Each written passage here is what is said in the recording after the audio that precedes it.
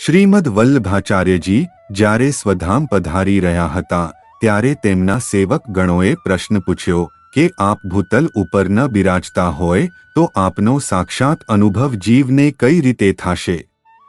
ત્યારે આપે આજ્ઞા કરી કે હું ભૂતલ ઉપર 6 સ્વરૂપે સદાય વિદ્યમાન રહીને મારા પ્રિય વૈષ્ણવો જેઓ દૈવી જીવ છે તેમને સાક્ષાત મારી ઉપસ્થિતિનો અહેસાસ કરાવીશ।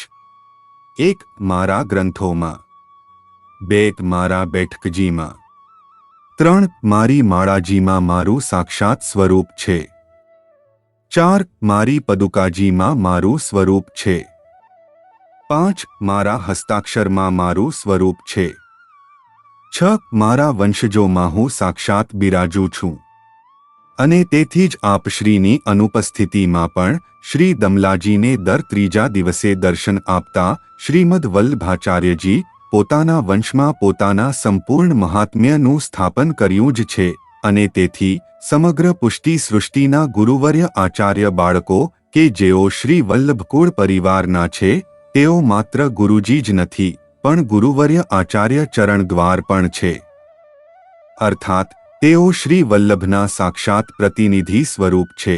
એટલે સૌ શ્રી વલ્લભકુળ બાળકોના ચરણારવિંદના શરણમાં રહેવાનું સૌભાગ્ય આપણને મળ્યું જ છે તો અનન્યતાપૂર્વક આપણે તેઓનું ધ્યાન ધરવું।